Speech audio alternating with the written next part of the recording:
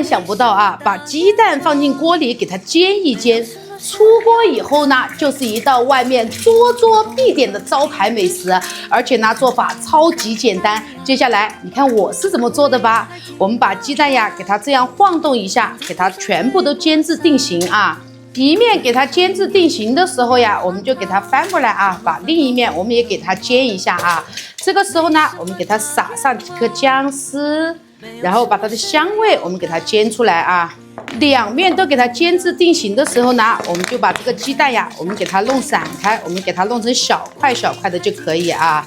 然后呢，这个时候呀，关键点来了啊，我们给它里面加上开水啊，一定要100度以上的开水，这样做出来的汤呀，它特别的浓白啊，特别的好喝。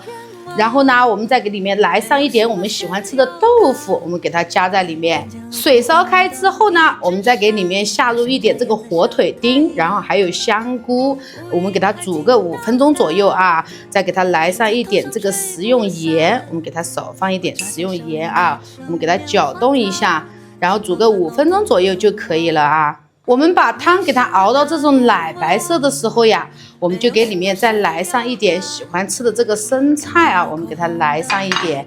这个时候呢，我们给它把这个生菜烫一下就可以了。详细的做法呢，老妹儿已经分享给大家了。如果对屏幕前的哥哥姐姐、叔叔阿姨们有一点点帮助的话，麻烦给老妹儿呀点个免费的关注和小红心。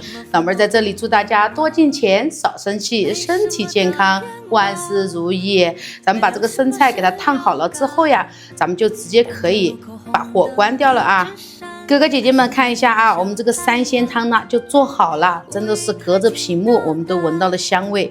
接下来呀，老妹儿先来尝一口，味道怎么样啊？先尝一下，